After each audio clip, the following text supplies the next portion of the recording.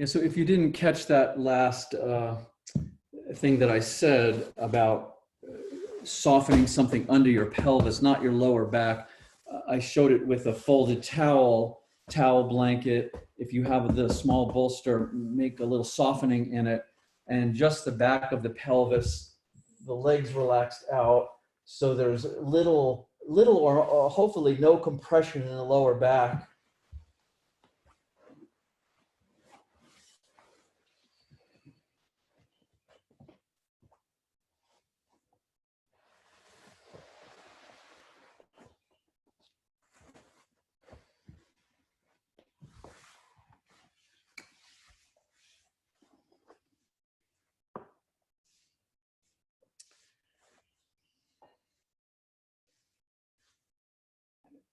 And the first thing for us to just bring our attention to is that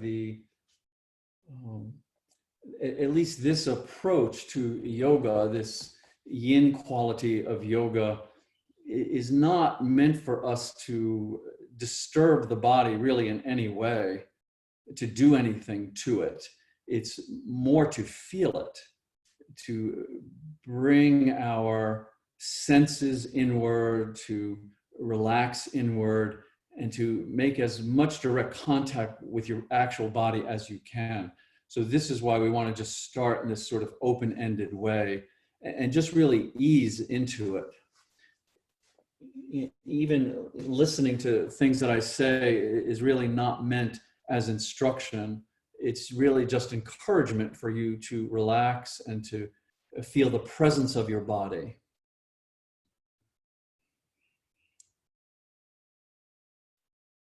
And the best way that we can sincerely ground into our bodies is by starting to slow down the breath, but also deepen the breath a bit, so we can feel the breath entering in through the nasal passages, opening the throat, expanding the chest, and especially down in the solar plexus and the lower belly, just to feel like the breath is this pulsation, if you will. And just to know that the breath is really, that everything is sewn to this moment by the thread of the breath.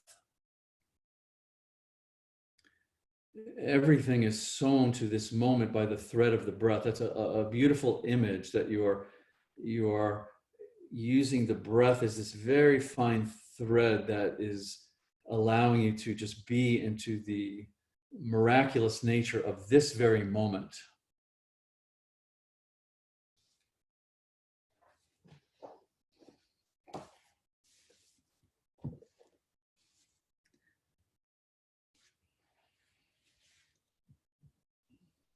And I would just like I would like to begin with this short reading. Some of you may have heard this before, but every time I revisit it, it just informs me.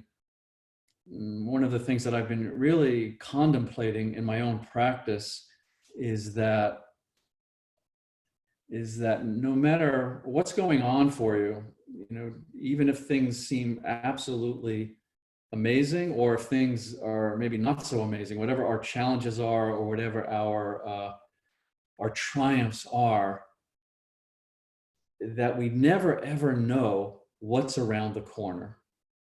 And sometimes we have this in the back of our mind, all of us are aware of this, but to sometimes bring it to the forefront is very, very powerful. It's a form of really a very simple way to humble ourselves and our experience and our relationship to our body and to others and to the world. That whatever is happening and whatever momentum we have, and we believe this momentum is going to bear fruit in a certain way, in which it may, whatever our level of enlightenment, whatever our level of challenge, we never know what is around the corner. And for some reason, this reading always reminds me of that. So I'm just going to share this with you.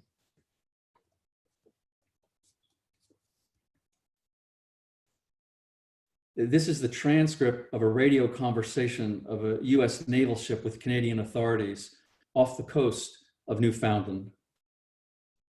Americans, Please divert your course 15 degrees to the north to avoid a collision. Canadians, recommend you divert your course 15 degrees to the south to avoid a collision. Americans, this is the captain of a US Navy ship. I say again, divert your course. Canadians, no, I say again, divert your course. Americans, this is the aircraft carrier USS Lincoln, the second largest ship in the United States Atlantic Fleet. We are accompanied by 3 destroyers, 3 cruisers, and numerous support vessels. I demand that you change your course 15 degrees north, that's 15 degrees north, or countermeasures will be undertaken to ensure the safety of this ship. Canadians, this is a lighthouse. Your call.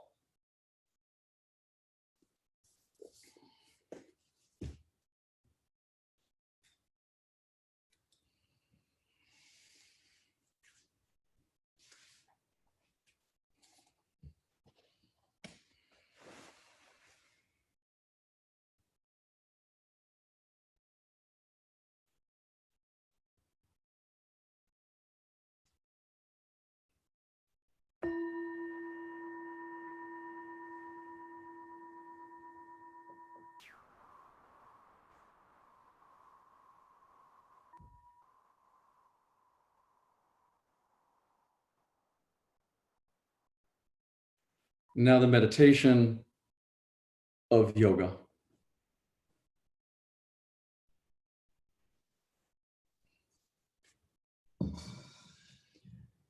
And let me just add one thing to this, this opening, that this idea or this imagery that we never know what's around the corner, this can be rather frightful and contracting, or it can be very freeing and liberating. So it's ultimately an energy. It's an energy that we are holding within our vibratory system, within our mind and our body.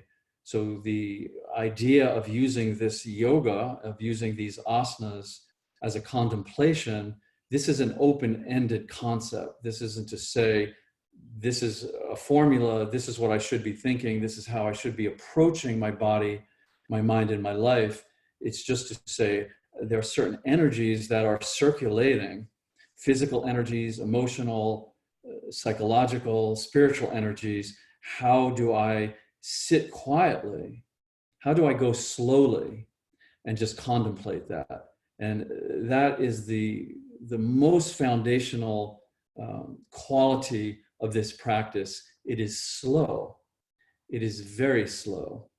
And this can be part of the challenge, to take that momentum and that rhythm where we're moving quickly and we're multitasking and we're projecting, and just to slow down into a deeper, darker, more primal essence of your aliveness.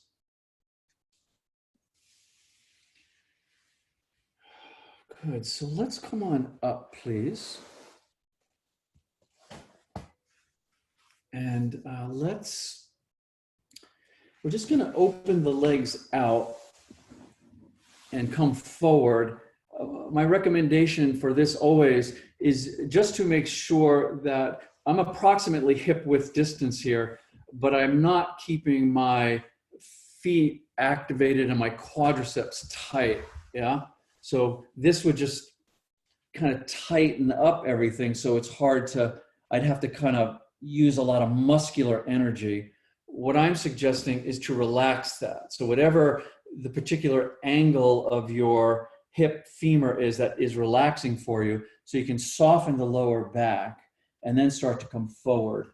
And then let's get a pillow or two, either bolster or pillows. When you come to a depth that you really start to feel the pulling and the tugging and the density of wherever you're feeling it, back of the leg, yes, lower back, upper back, middle back, start to consider using some support so you don't go too deeply, too quickly, and we can rest here. So we can start to slow down. Like I said, this is what we want to do. We want to slow down into the fabric of the body. And if the bolstering's not necessary and you can relax on your forearms or whatever your depth is, it doesn't really matter. You're just allowing yourself to come to a depth that's appropriate so you can start to slow down and start to relax and just start to feel all of the intricacies of how your body's feeling right now.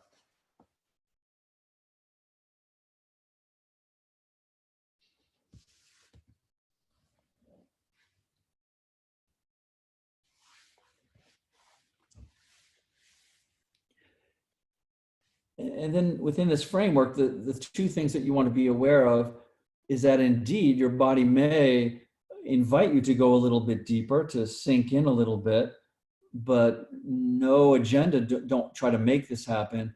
Or indeed your body may say, no, this is just a little too much too soon, let me back out a little bit.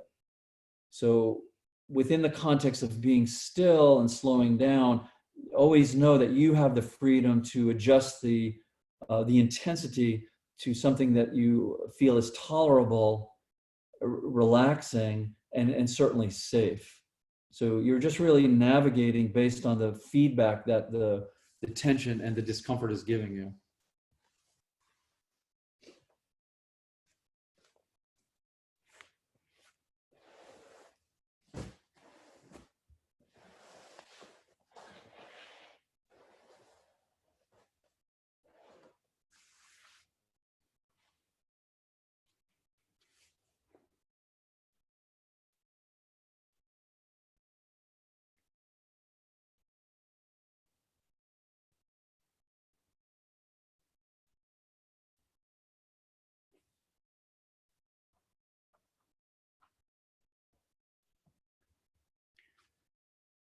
And really, to just look at this a little bit deeper, this is how do we live, honestly and authentically with uncertainty.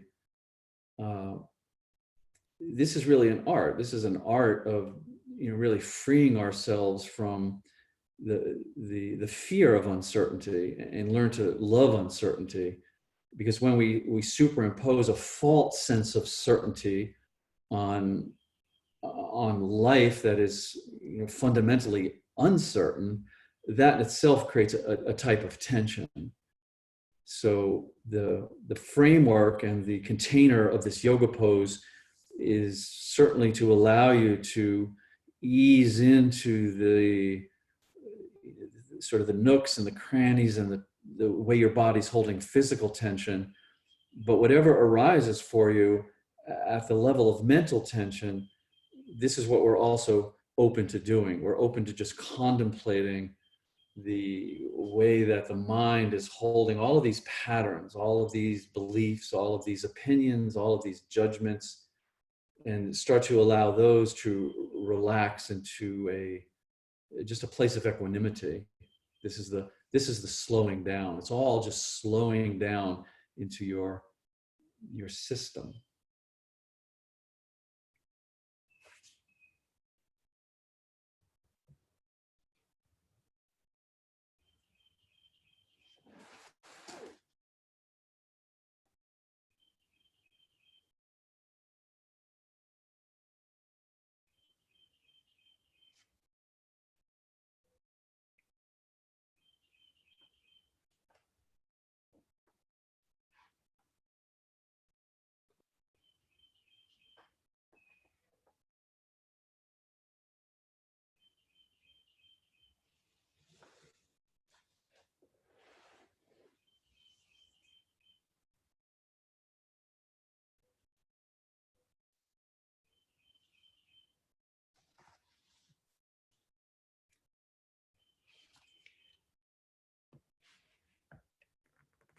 Everything is sewn into this very moment by the thread of your breath.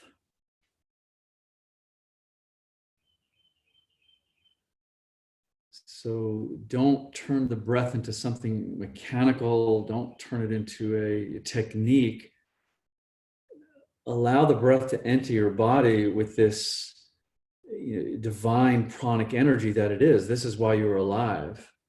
and let it swirl and let it permeate the supposed structures of the body, and let it release out of the body with a sense of joy that you are in this process of receiving, being able to feel and concentrate and be present, but also to release this concentration and this presence. And it's such an incredibly lovely flow.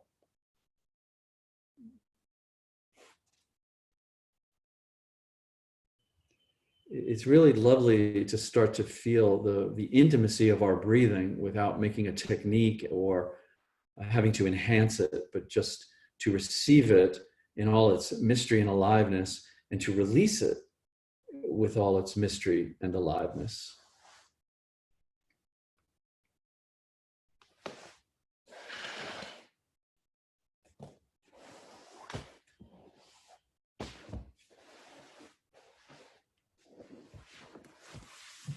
So let's come on up from here, please.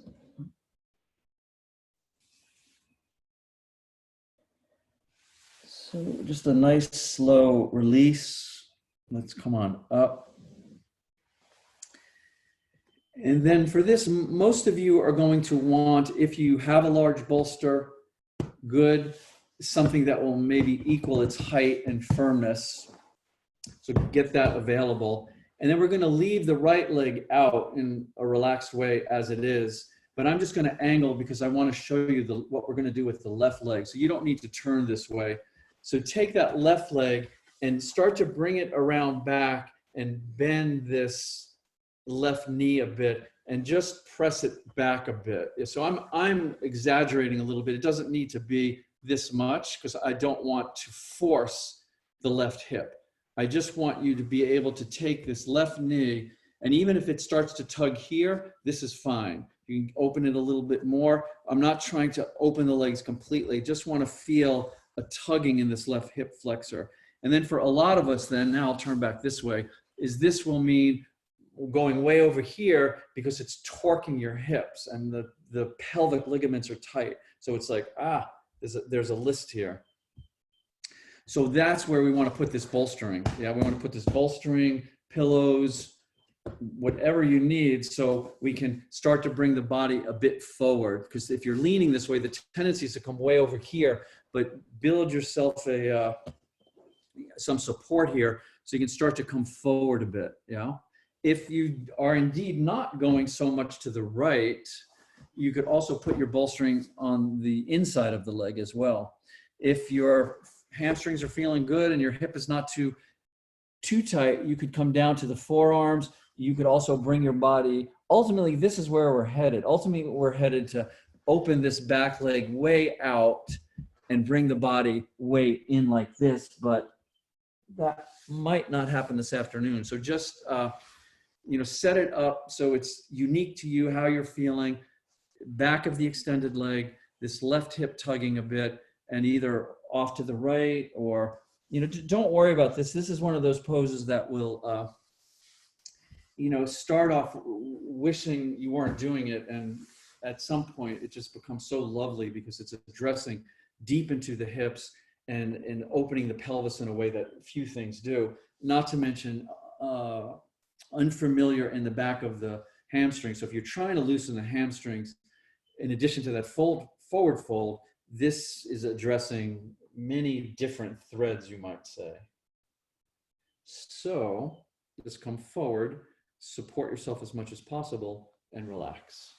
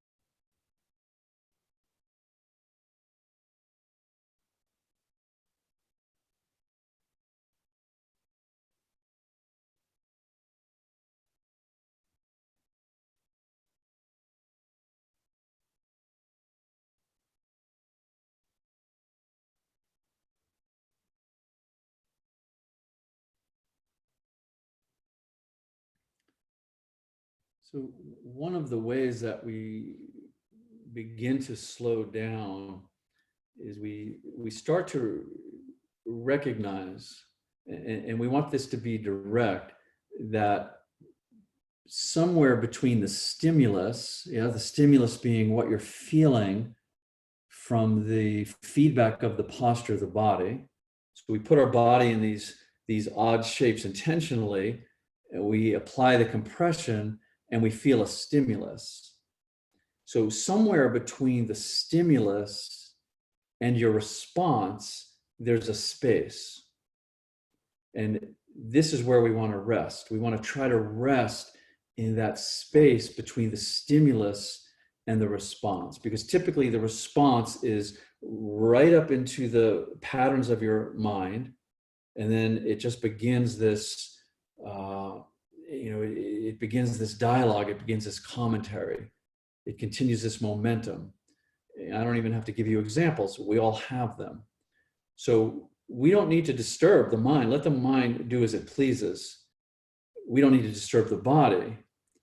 But somewhere between the stimulus of the asana and the response and the reaction of the mind, there is space. This is where we want to rest. This is where we get to genuinely slow down.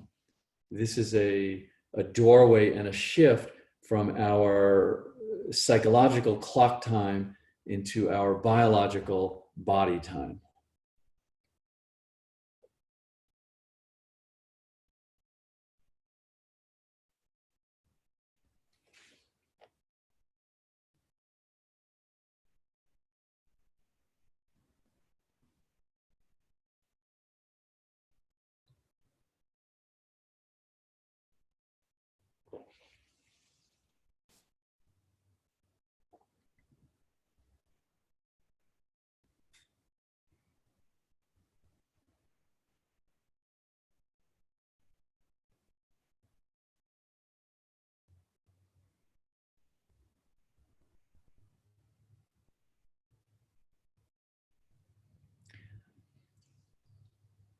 And again, don't make this a technique. You have as much time as you would like to go back to the root, go back to the stimulus, go back to what you're feeling and watch what it's doing. So if you find yourself up in the mind and, oh, I wish this was over, oh, this doesn't feel good, and what's why, how long, notice that. So that's just noise, really, that's just chatter, that's clutter. So then draw yourself back in, relax back into the as close as you can get to those sensations, and then notice, oh yes, they want to start taking me into a habitual mental response. So find that space where you can just relax and float, and there's nothing to do but just enjoy the exploration of what's actually happening. Forget about body, forget about not body, forget about mind, forget about not mind, forget about space, forget about time. Just allow yourself to relax into what's actually happening.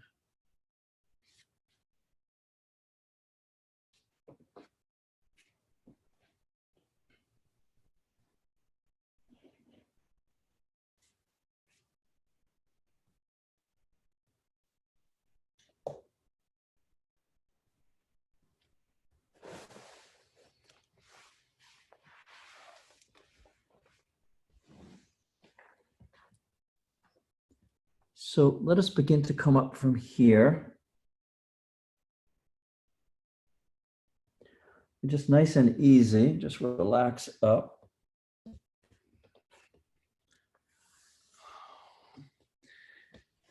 And let's take that back leg, if it will come around front, just scoop it around. And we're going to keep going with this left foot and place it somewhere on the inside of the right leg. So again, two things we want to make sure is this right leg is staying as relaxed as possible. And the same thing with this left leg. So we don't want to artificially tighten it into a yoga pose or where we think it's supposed to be. We want to bring it to a place where hip and knee are giving us individual personal feedback. So this is the general template. And then bringing the body forward from here, the bolstering is always nice too. So if you're not able just to relax at least to the forearms, the hands work sometimes if you're able to keep the shoulders relaxed and you have an idea that things are going to soften a little bit deeper. So as long as you're not holding tension in the shoulders, you can always just go to the hands. But this is what the bolsters are for, is to support the excess weight, so you make sure you feel you're in control and not the posture. So and especially with the head, we want to let the weight of the head drop down as much as possible, so you can explore any tension being held in the neck and the upper shoulders.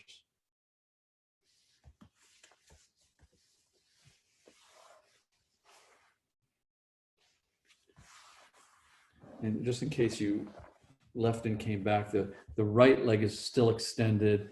The left foot is on the inside of that right leg. We've softened and relaxed the lower lumbar area, relaxed the weight of the head, and we're just sinking into just a gentle forward bend.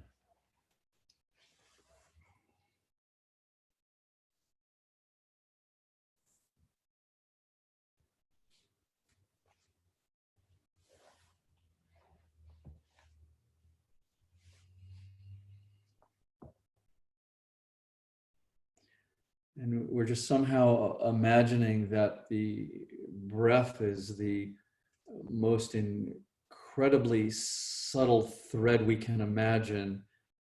And it's just sewing together the quality of the present moment, the quality of your physical and mental sensations, and anything else that's in the sphere of your experience.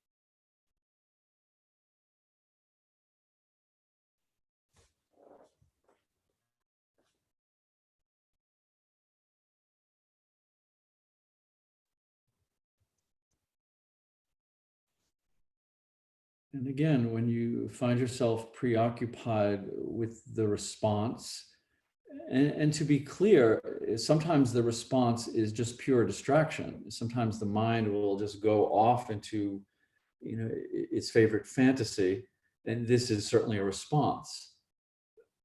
So when we find that's happening, when we notice that, very simple, we just go back to the root. We go back to the purity of the soma, the visceral sensation of aliveness, the density. And we don't even call it painful. We don't call it discomfort, because that's a response. We just go back as close as we can to the center of the experience. And then notice between the stimulus, between the sensation and between the experience and the response, there's a space. And this is where we rest.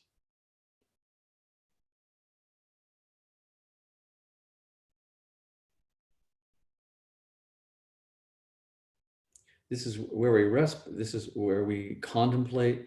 This is where we continue to slow down. It is very slow.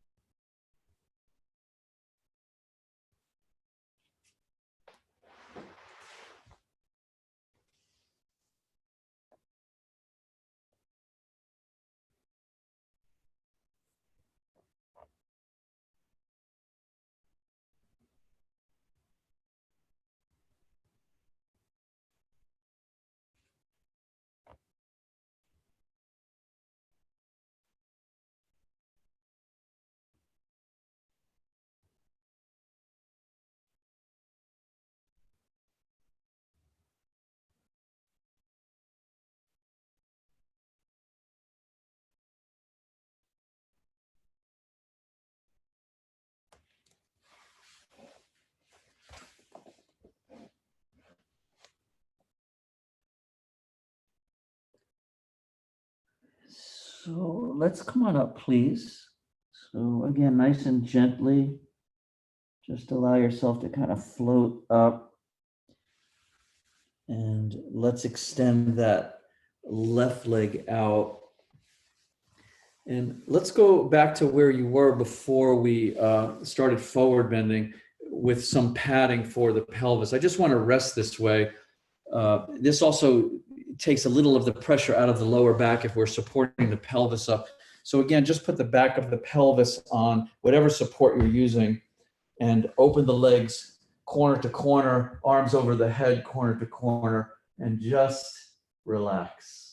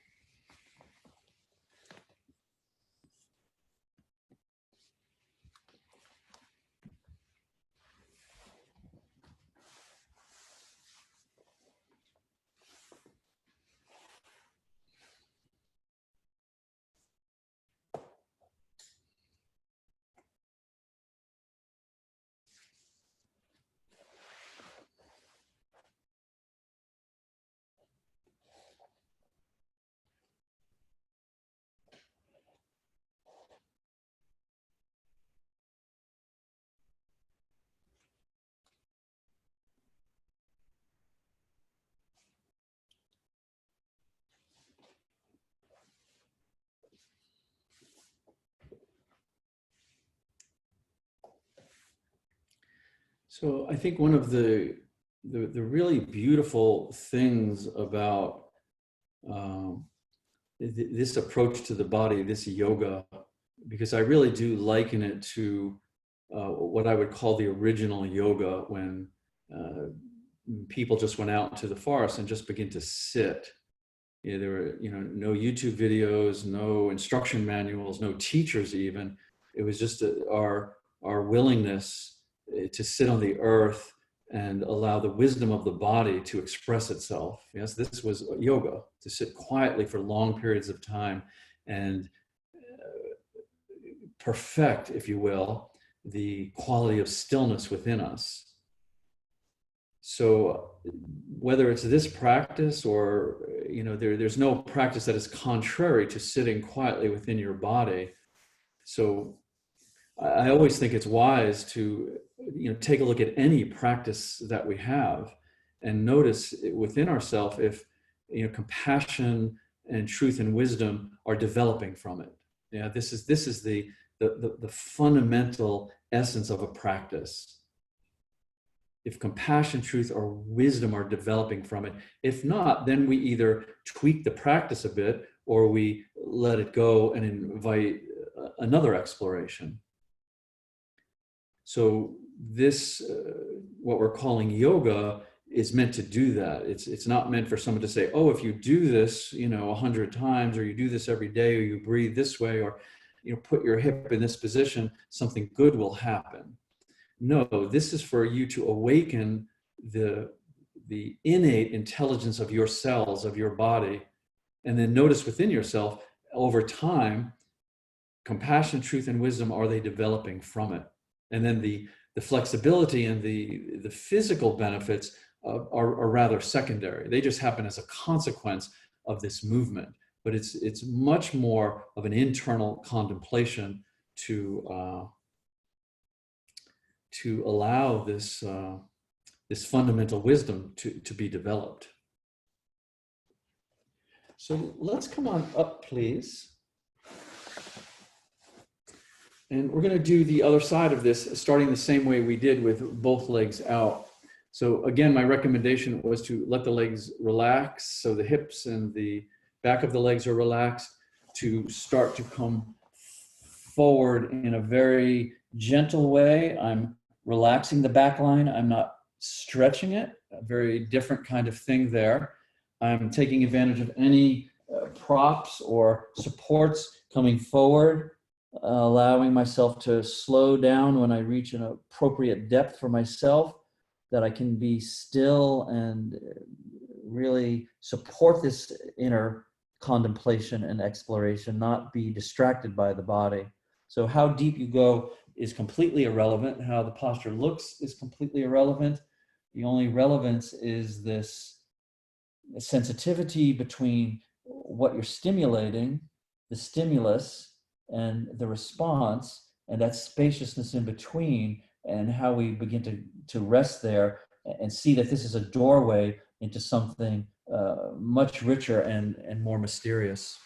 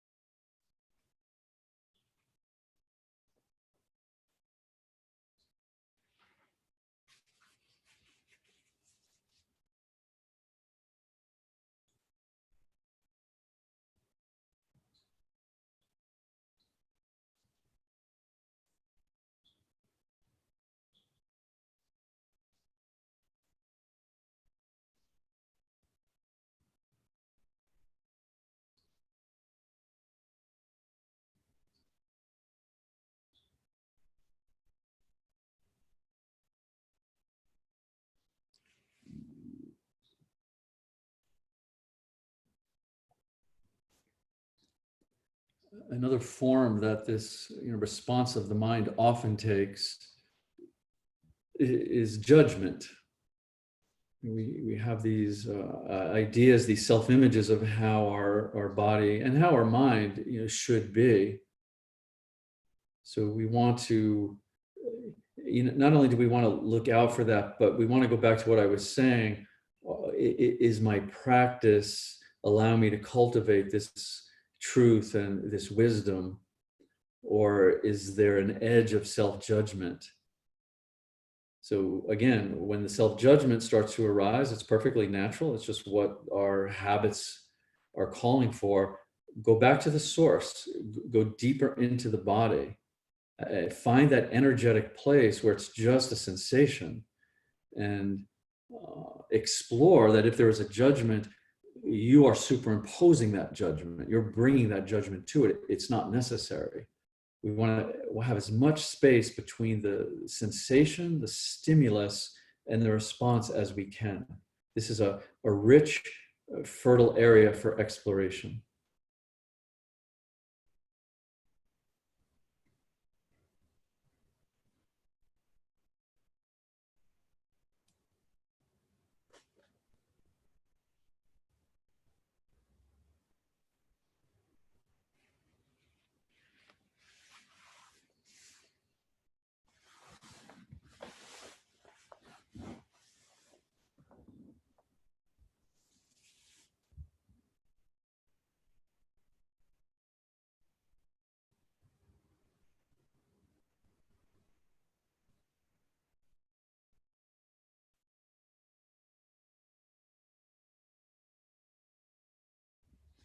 Good.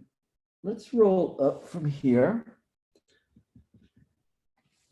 And let's go into the second part of it, the middle part of it. So again, you can leave the left leg extended out. I'm just going to angle to show you the angle of the back leg.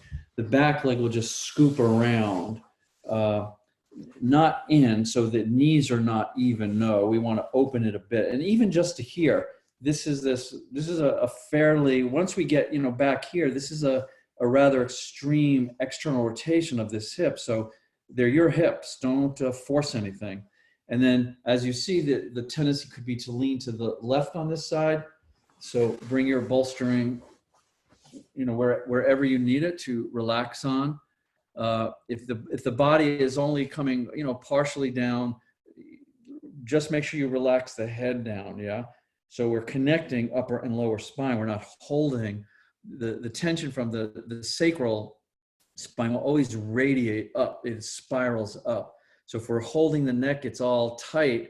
Relax that. Yeah. If you don't need it on the left side, you could put it on the right side, and wherever your body finds its way, that's where you are. Even though we do not know what's around the corner.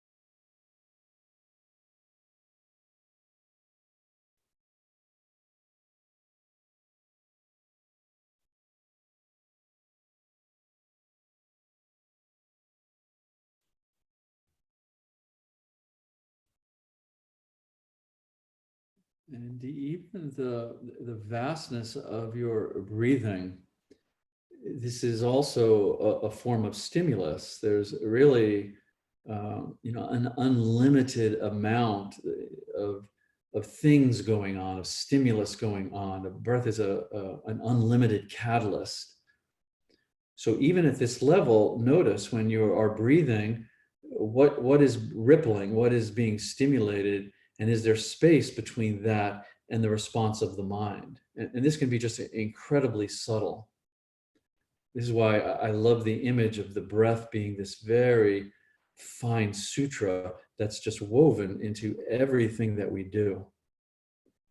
And you can direct the breath if you'd like. You can do anything you want with the breath, but allow it to be a subtle catalyst. We're not using the breath to open the body, to force the muscles. That's a very different practice. We're using the breath to make a non-conceptual, a non-mapping experience of the body, to feel it directly. And what could be more direct than your own breathing?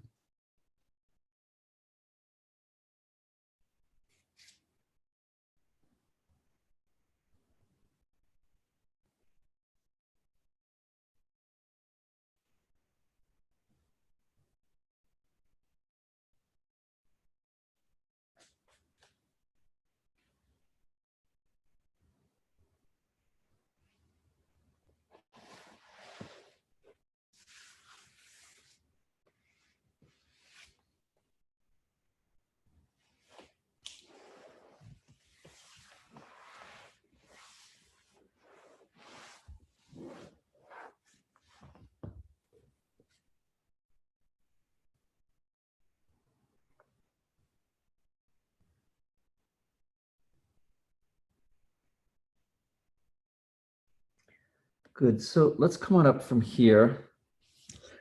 And if you're happy this is over and you're hoping you never have to do this again, I have to tell you, you're in good company, as I avoided this pose for several years in my early yin days. And then I realized, wow, I really need to do it. And now my body just morphs towards it. It's such a lovely position. And it just is opening little places that less awkward poses open. So something to look forward to in getting to love this. In yin, we call this the half frog. So again, let's bring that leg around and in, and we'll place the foot on the inside, although I think I have that the other way. Let's see, we started. Yeah, that way. So I think now we have the left leg out. I'm bringing the right leg on the inside. So the left leg out. And if this is not right and you can't remember, it doesn't matter. If you do remember, do it whichever way you want. At the level of this fascial stranding and meshing, it's not linear. So in some ways, it doesn't matter where and how we apply this compression. The whole body is feeling it. But we'll just go with this, the left leg out and the right foot somewhere along the inside. I think this is the other side. And then again, the forward bending would be softening, relaxing, coming to an appropriate depth, allowing the weight of the head to relax, and just softening into it.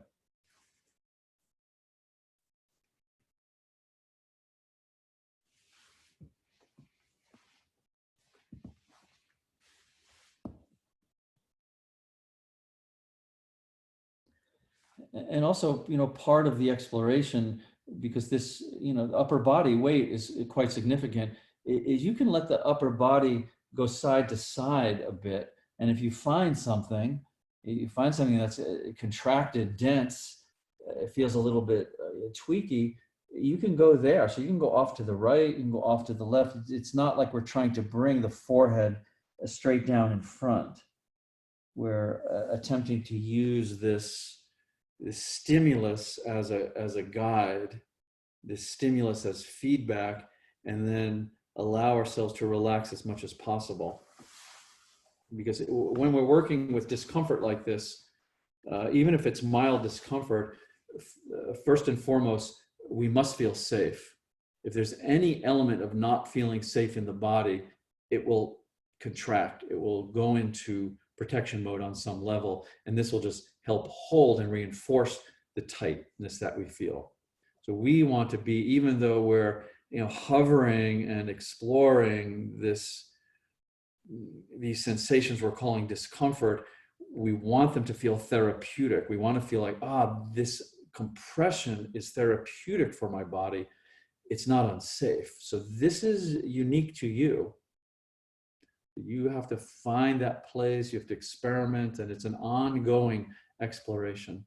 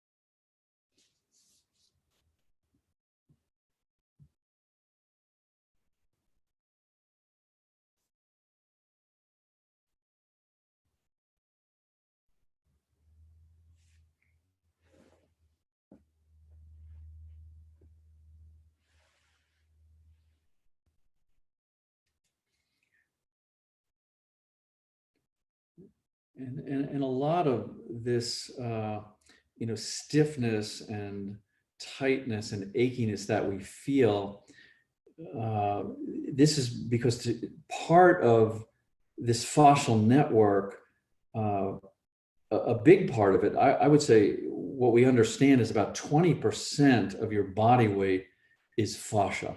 Yeah, from the fine strands of collagen up into ligaments and cartilage. So the understanding is that this fascia, that's approximately 20% of your body weight, is an interface between the physical structure and the energetics of the body. So often this tightness is not always anatomical and physical. It's a blockage of the energetic movement through the body, the vibration through the body. And we know, we have the magnification now to look at the very essence of a cell and see that your cells are vibrating. And then that vibration morphs into tissue and bone and organ. So the vibration of the body is essential to how it feels. We want our vibration to be contracting and expanding in a healthy, open, flowing way. So sometimes it's physical, oftentimes it's vibrational, but the foundation of it is this interface.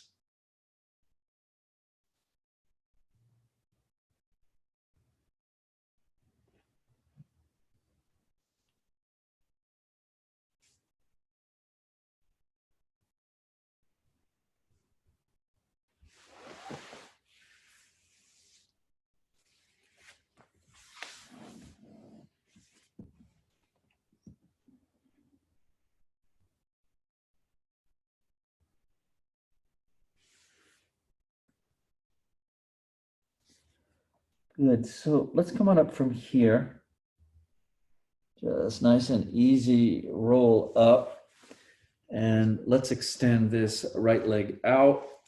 And let's lie down and take a rest. So this time, I'm not recommending the towel or the bolster under the pelvis. Just rest however you would like. So we're done with this forward bending. We'll take a little longer rest now. So you could roll on your side, curl up. You could come into a child's pose, lie flat. It's up to you. Just make yourself comfortable so the chi can then open. This vibration can move through the joints and the body. So we just want it relaxed, open.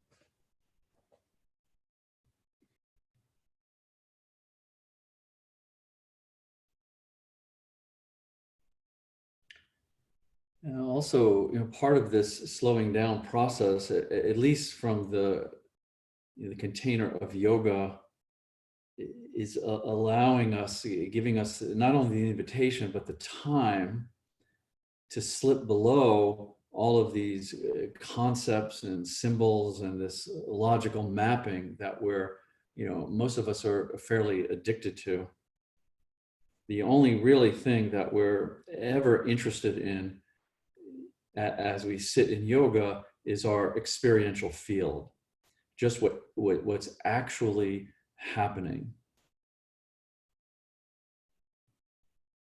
And the fundamental fact, if you really look at what's holding yoga, is that all of our human knowledge and ideas about the nature of what actually is, of what's actually going on, they're inaccurate. Because what's happening in the nature of our being cannot be captured through these concepts and the symbols and this logical mapping. It's just so simple. Reality is just one thing. Actuality is one thing. There's no pieces. Those are concepts. So what yoga is saying, don't try to think your way there. feel your way there. Relax into this openness, relax into this spaciousness that we are.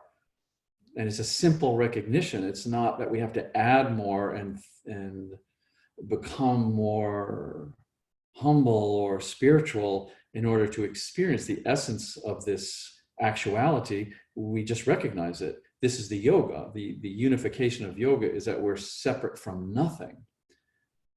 But it's nothing we have to do. It's not like putting pieces of the puzzle together to finally have this sense of oneness. It's that we are the puzzle already complete.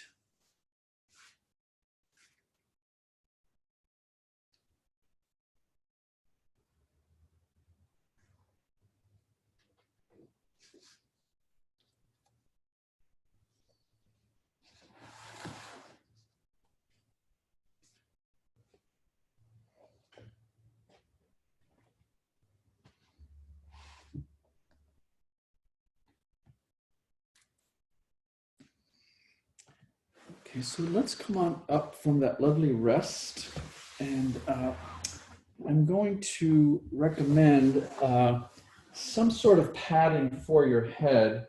Yeah, maybe that padding you were using for the pelvis might work, so I'll just use this towel just to take a little stress out of the neck.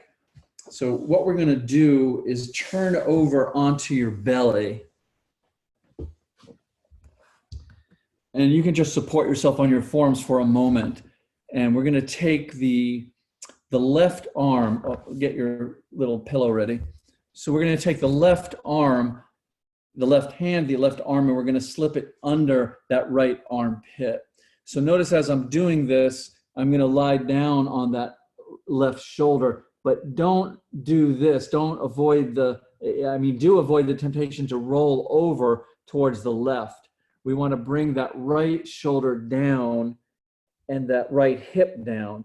And this is why I invited you to have the pillowing, so you can just bring your head, the left ear, on a little bit of elevation. And we want now the right shoulder, the right arm, let it be forward a bit. Yeah, so if you need to press up, it's right there for you. And then just let as much of this right body relax down so you're feeling as much compression in the left shoulder as possible.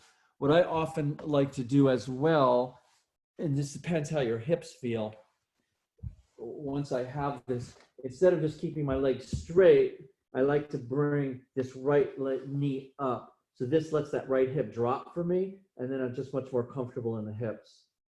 So you can just sink in. We really want to sink into any density in this right shoulder as much as possible. So again, just in case you missed, I'll just go over it just briefly. So we start on the forearms, on the belly. We take the left hand arm, slip it under the right armpit, relax down onto that left shoulder, and then the right side of the body tries to stay as flat as possible over to the right arm front. If you choose, the right knee comes up.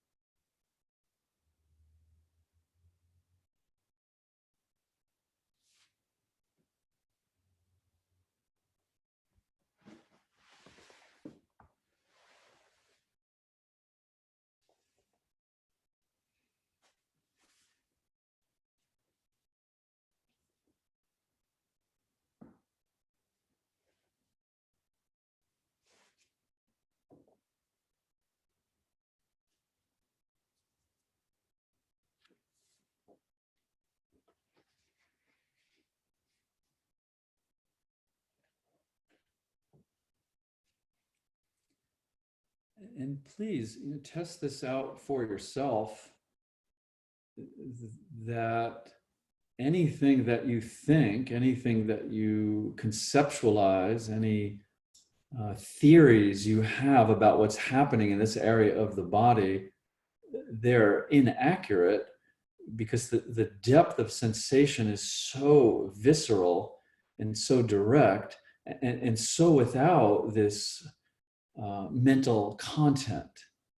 So the mental content is just a distraction. It's just a response. So allow yourself just to feel it. There's nothing to do with it except to just go as deeply into it, as close as you can get to it. And then the compression, the pressure, the stress is then informing not only the specific area, but your whole body. So let your body feel itself. Let the internal workings of your body do what they will. You're just simply a witness to this process.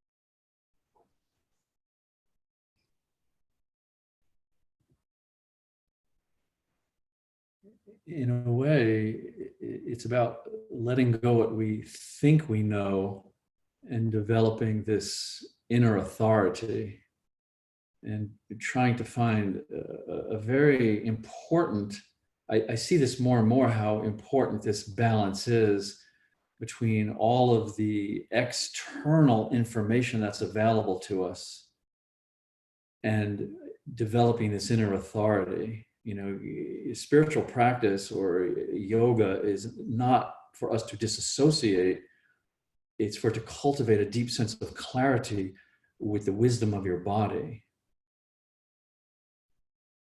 And this is just a balance. This is not about good or bad. This is not about superimposing another theory.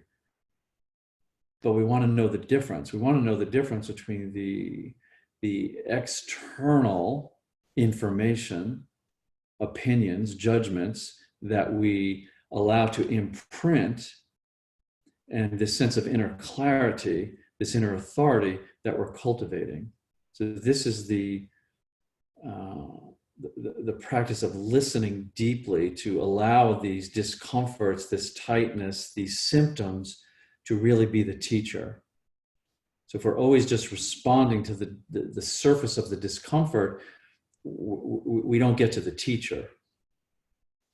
So we want to allow that surface of discomfort to soften enough, to relax enough. We feel safe enough to go through that symptom, relax through the discomfort into what the teaching actually is. Because there is a teaching embedded in all of our discomfort.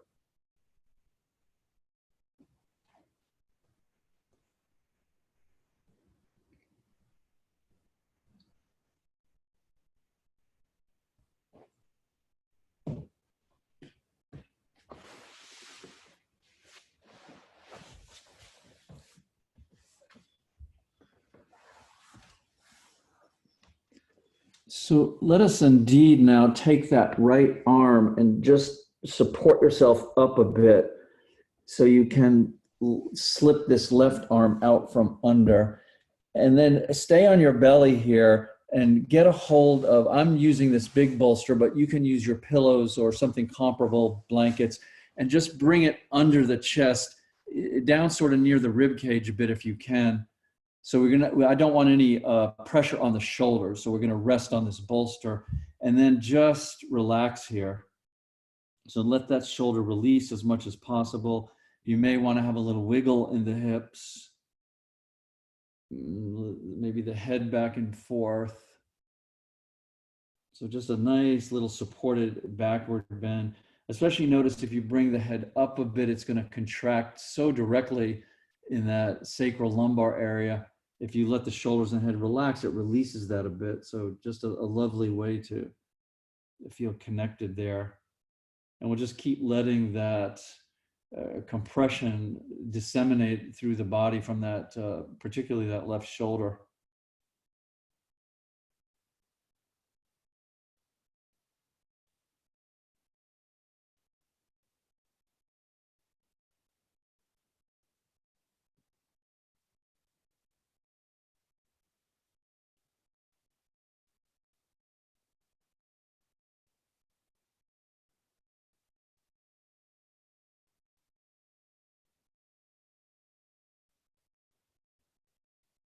Good. So from here, let's consider doing the other side. You can slip that bolster out from under wherever you had it. And then we're back to the forearms.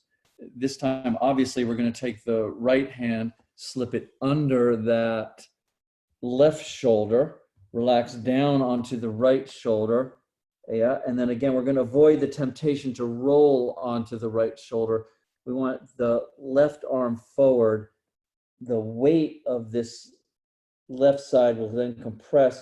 If you'd like to bring that left knee up and something under the head, a blanket or a towel or something, or you could let the neck relax down if it feels good, but just don't want it to pinch over time. This is important to really sink into just the area of this right shoulder without having to, pinpoint things, and the relaxation just as important as the position we're in.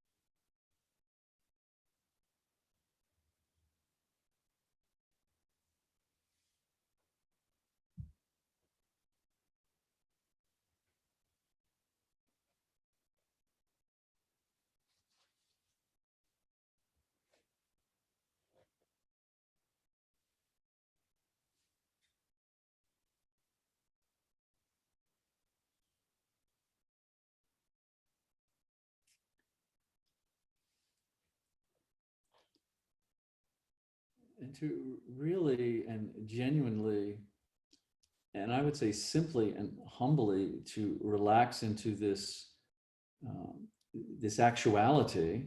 You know, what is actual? Again, only our experiential field, only what you're experiencing.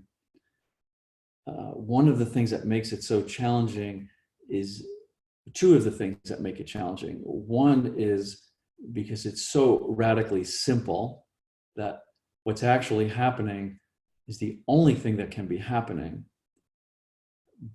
But our thoughts then pretend to be about something. You know, a thought thinks that it knows about everything and can handle everything. But the truth is that a thought only knows about itself. So this is very delicate territory in terms of exploring, because anything that we come up with, a thought will have a counter to it. So just as we're examining vibrations of the body, just as we're examining any emotional content that arises, we're examining the actuality of a thought. Is a thought the same as actuality, as direct experience? Or is it a background commentary? So this is for us to explore. And part of this certainly is tied into our, our habits and our survival and our dependence on our thoughts.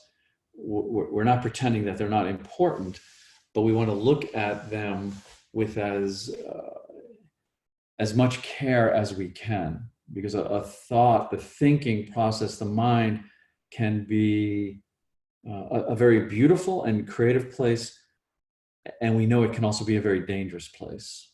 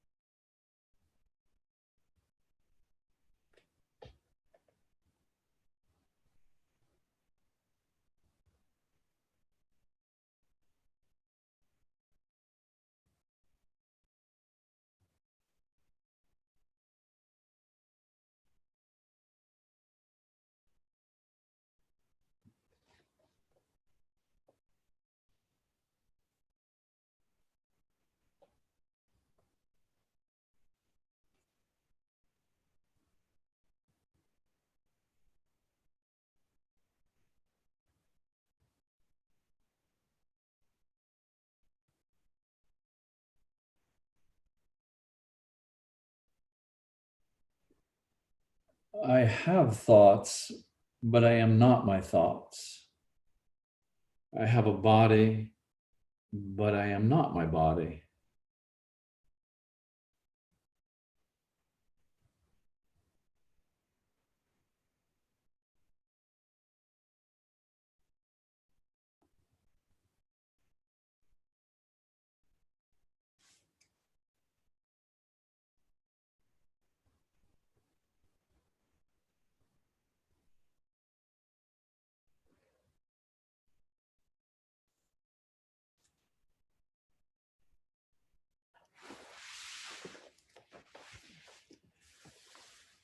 So once again, let's come on up a bit and draw that arm out from under.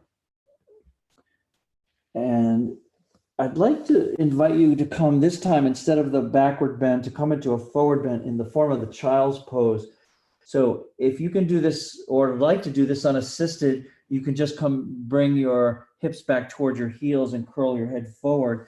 It also works very well to use some bolstering or pillows that you can rest on the pillows. So not so intense then on the hips or the knees. So use as much support as you need forward. But we just want to get a little bit of a mild forward bend here. So we'll just relax either way here. And if neither of these work, you could always do the child's pose on your side, which is really a child, because we call this fetal pose. So this is, I guess, beyond a child into a little baby. So whatever works, I just want to curl forward a little bit.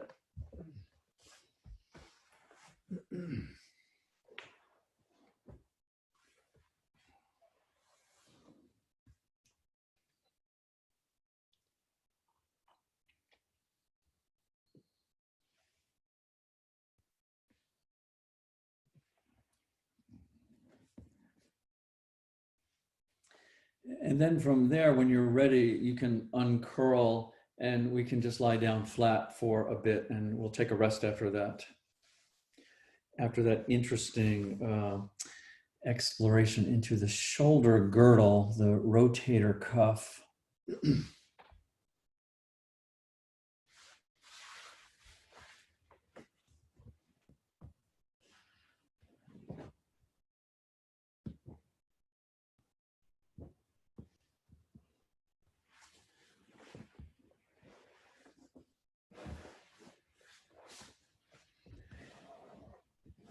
And what I was saying earlier, about not knowing what is around the corner, that we could also, it's really very fundamental to the tradition of yoga, because this is our, our invitation of yoga to become, not only comfortable with impermanence, but to embrace impermanence, to feel the freedom that impermanence can really bring into our life when we embrace it, when we spend time to contemplate it and to feel comfortable with it and to make friends with it. And you will see, we don't really even need to, be presented with these things. I think sometimes I just really need something to say to sort of hold space, really, what I feel I'm doing, because we cannot just be physical. You can try it anytime you'd like to come into a position and just address it physically, because we understand, we intuitively see that the physiology and the psychology are not separate in any way. Sometimes this is very, very apparent, and sometimes it's very subtle.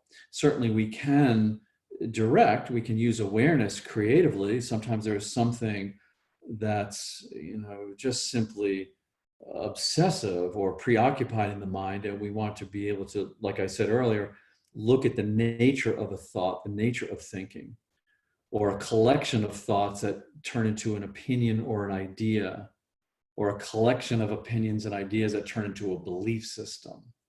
Or sometimes we just want to be with the bones, and we just want to feel like, that one spot, can I just sink into it? But inevitably, the way that the consciousness vibrates through the connective tissue, it's not possible to separate it. This is one of the functions of our connective tissue, of our fascia, is that this is where consciousness is vibrating. So we think consciousness is in the brain or the heart, just as much in the toes and just as much in the belly as it is anywhere. Your whole body is connective tissue consciousness.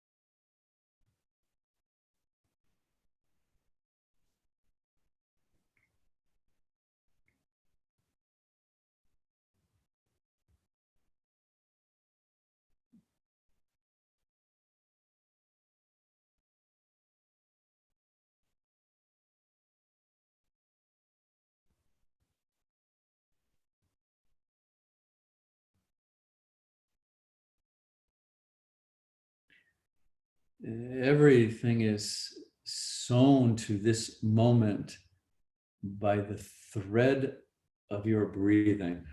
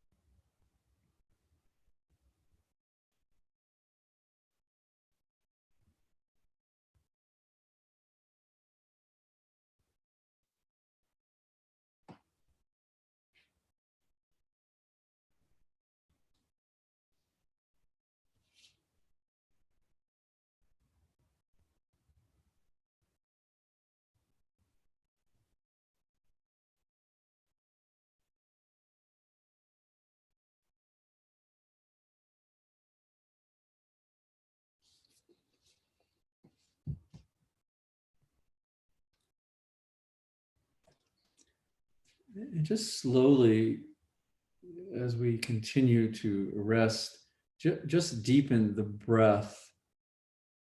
Just do this naturally, just naturally and slowly deepen your breath. But just keep this one thing in mind, that the more air that you let out, the more that can come in.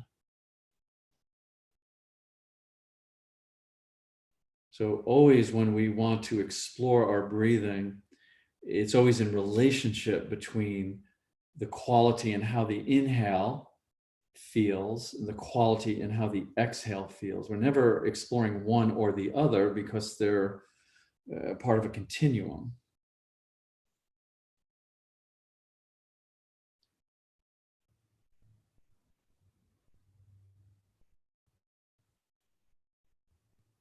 And so just notice that relationship. Just notice not so much the inhale, but when you extend, when you start to relax your lower belly, when you can really release more air, how does that inform and feel on the other end of this continuum? It's just a continuum.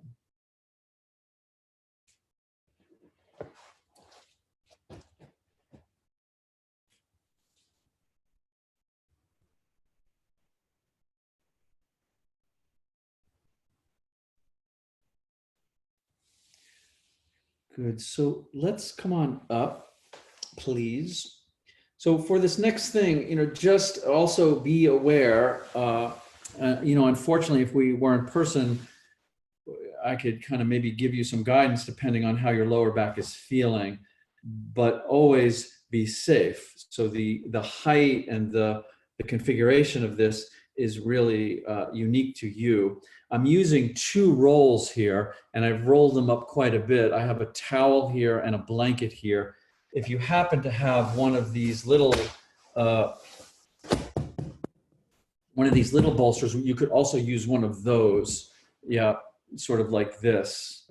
So the reason I'm using 2 is we're going to create pressure in the lumbar area and the lower thoracic at the same time.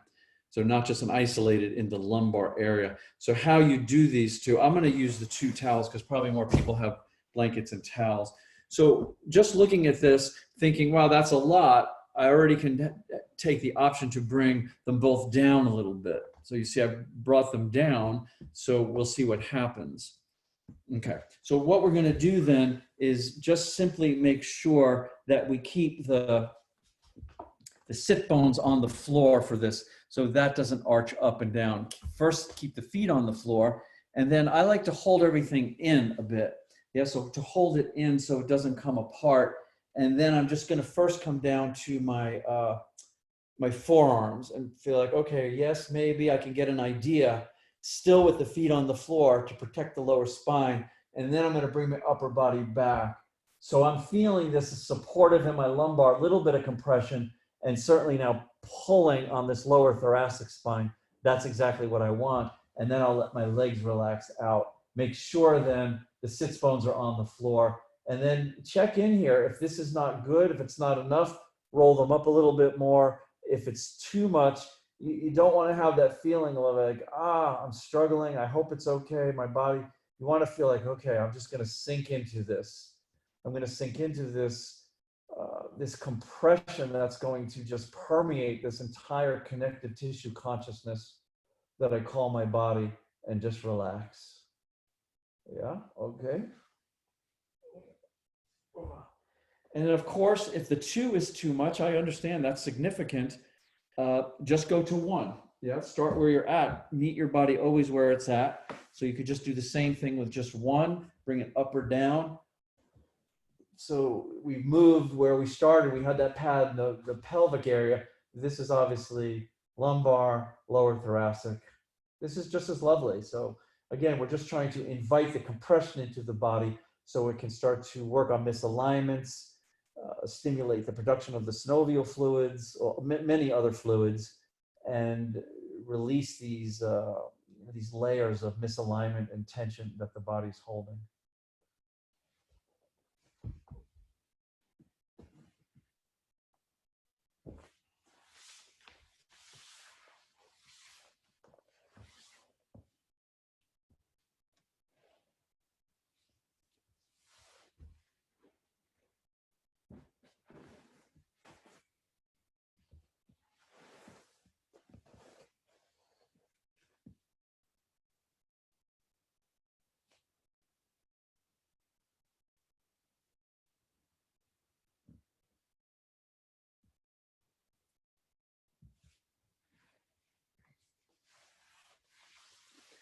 And like I said when we began, that the level of discomfort is up to you and unique to you. It doesn't mean we want to make it comfortable, because there's something to be explored when the body gets uncomfortable. This is its messaging system to you. That's what I was saying. But we also want to feel safe. That's the most important thing. So at any time, if it starts to get more and more uncomfortable, you want to judge, am I on the edge? And is this edge appropriate for me? Is this edge going to then bring me into something deeper? Or do I just feel unsafe? And that's all I'll be thinking about, so I need to back off. And backing off means sometimes just a very slight adjustment. Sometimes backing off means coming out completely and just resting.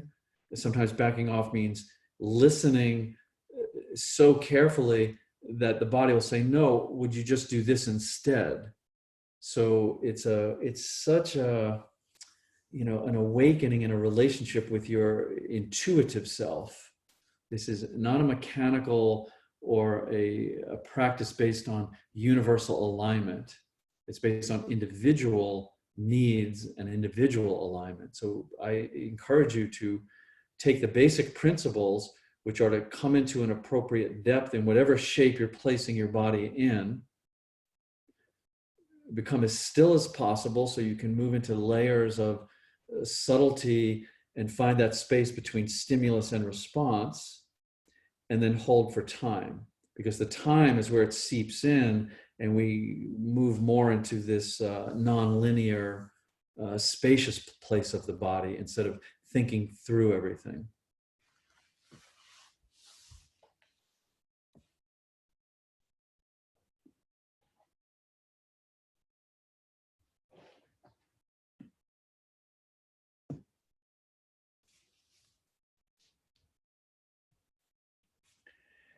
And again, the thoughts don't really, when I say intuitive awareness, that's different from a thought that's going to judge. Thoughts are just very fractal. They're just fragments of infinity, fragments of reality. Once we really feel this spacious container of wholeness, then we can lean in and out of things. But our thoughts are so conditioned. They're almost really useless in going deep into the body in this way.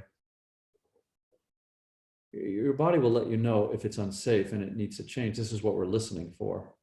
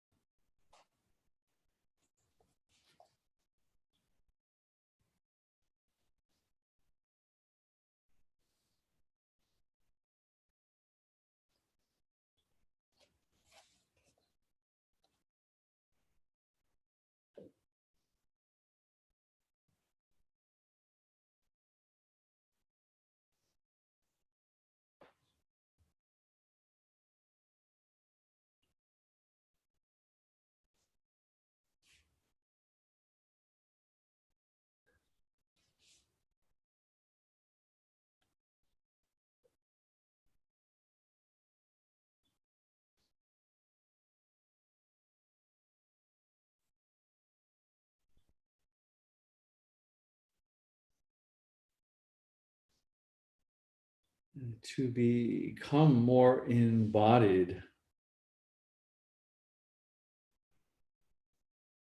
And in some way, this is also, yes, we can feel the spaciousness of the body, but we also can feel the earthiness of the body, this inner darkness, this depth. This is our connection and our relationship to the earth itself. So if we're spending all of our time in these conceptual frameworks and this logical mapping in these thoughts, that's rather disembodied. We want to feel the difference. Nothing wrong with that, be powerful and creative, but we want to feel that as a visceral, alive human being, we have not only spaciousness and fluidity, but at some elemental level, we are the earth as well. And to allow ourselves to just relax, even if we're on a structure, to feel that support, to feel like this is where we come from.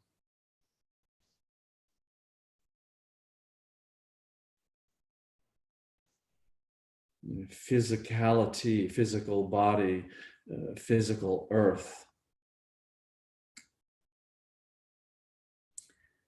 Depth, darkness. This is the yin, the darkness, the uncertainty, the ability to sit with the unknown, the wide open, ever expanding, infinite consciousness.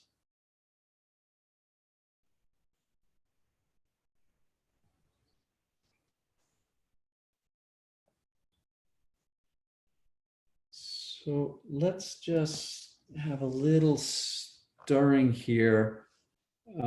Try not to be in a rush to come out. If you could put your feet on the floor. If you'd like to just bend the knees up towards the chest, that's nice. If you'd like to let the knees go side to side, do this very slowly. A little bit of twist to the right, twist to the left. So do take your time. There's no rush.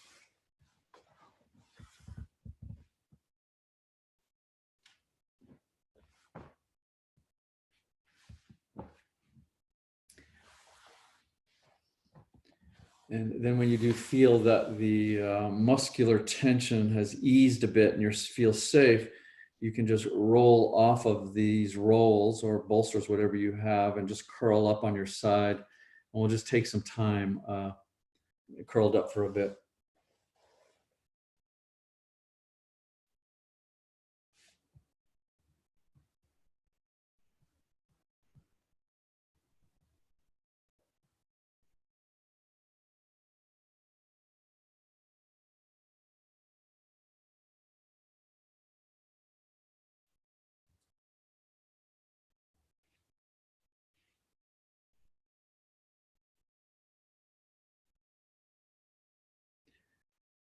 So not what has happened, not what is going to happen, what is actually happening.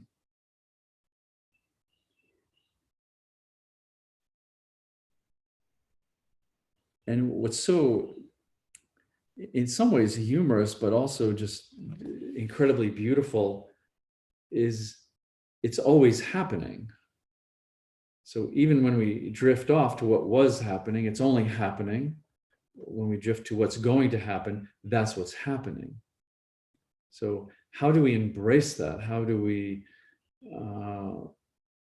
relax from our constant need to fragment and dissipate and just enjoy this sense of wholeness? You know, yoga is not about cultivating that wholeness. It's resting in that wholeness.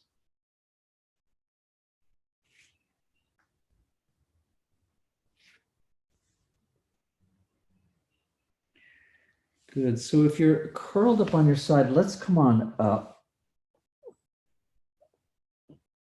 And you may want to have a little towel or something if you're not going to do this full square. It doesn't matter which leg you bring in. You could bring the left leg and bend it in front of you. You could bring the right leg and bend it in front of you. It doesn't matter. because I'm only really going to hold for one side. If you want to change at some point, you could, but I'm not going to call for that or invite that. So whichever leg you bring forward. So you could bring the left one forward, and then we'll bring the right leg up.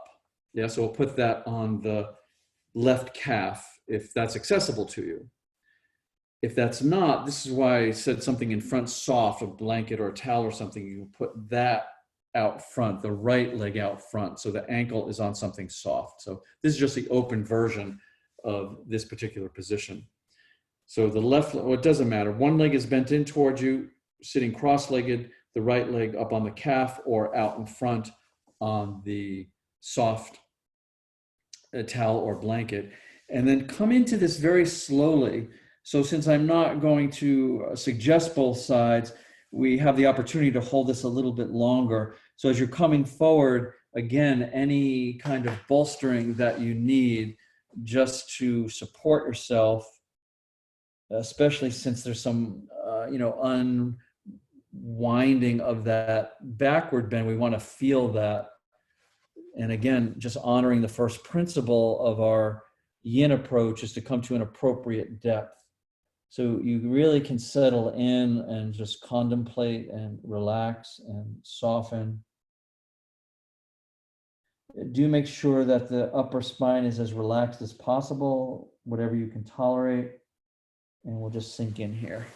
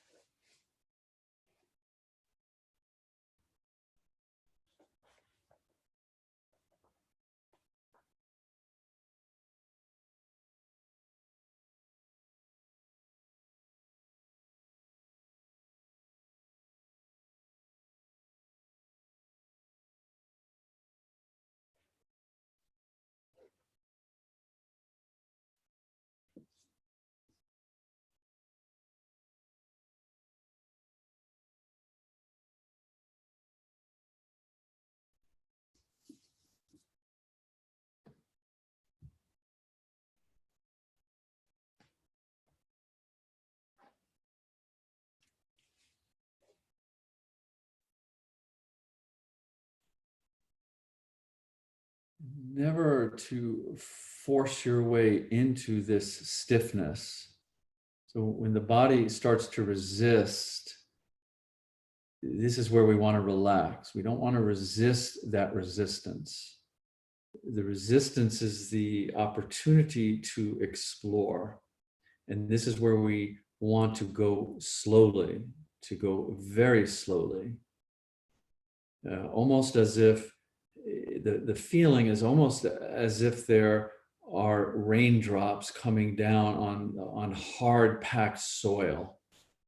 So initially we see those raindrops and they just bounce off and there's no effect on the soil. But over time, the soil starts to soften and get a bit mushy, and it's more receptive to the raindrops. The same thing with this compression that we're applying, very slowly, very patiently, so these raindrops can soften and melt and We're in a process with the body. We're not trying to manipulate or change it or improve it. We're opening these pathways of respect and intelligence. So we go slowly, we go very slowly.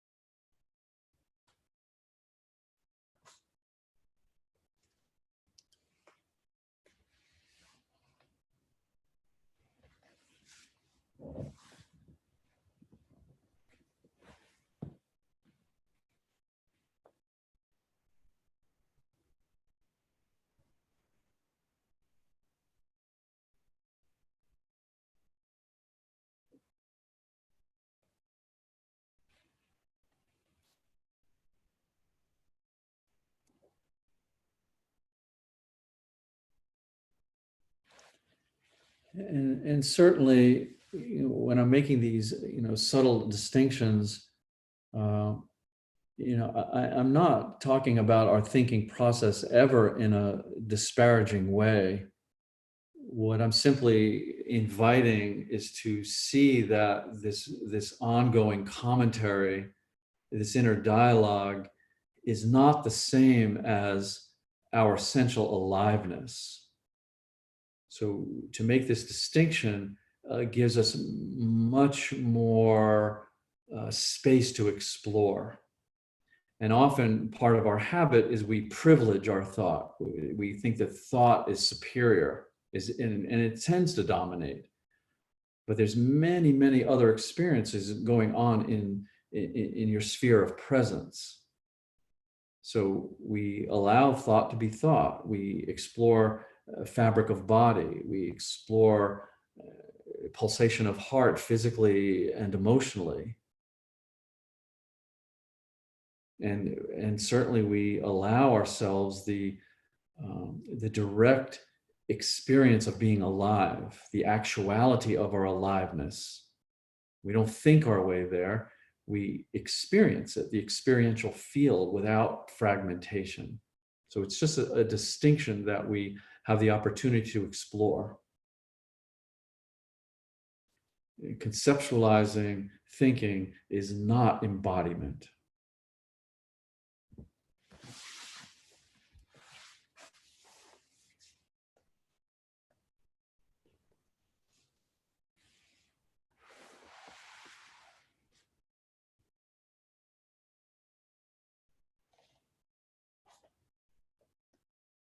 So let us come on up nice and slow from this lovely forward bend.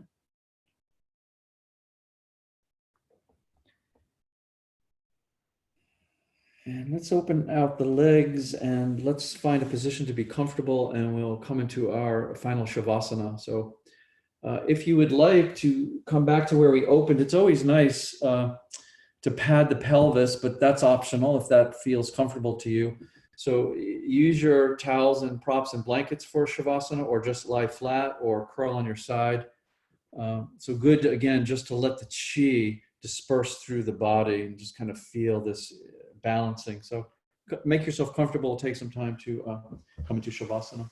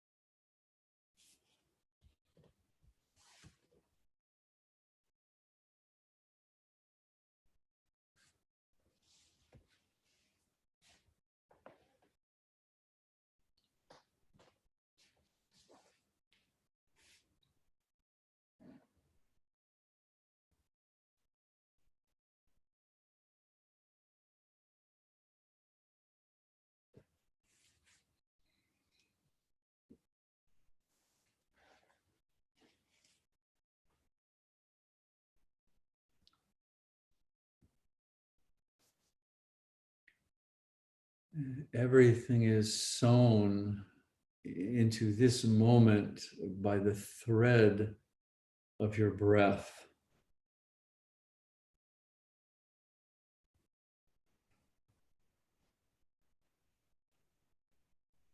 Everything is sewn into this moment by the thread of your breath.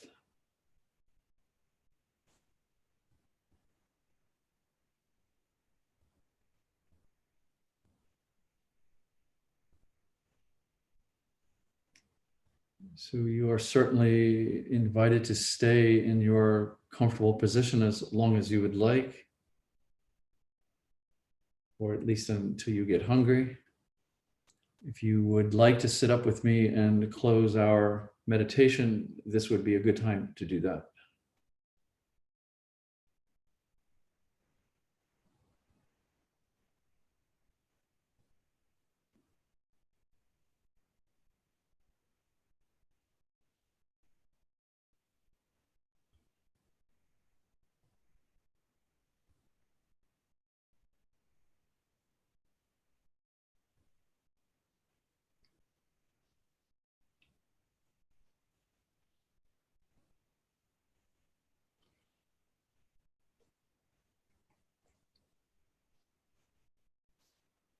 And let us transmute the trembling of anxiety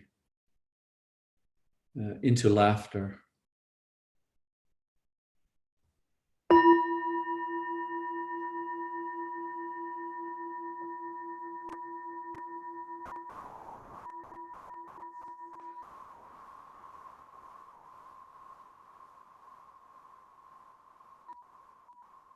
Namaste.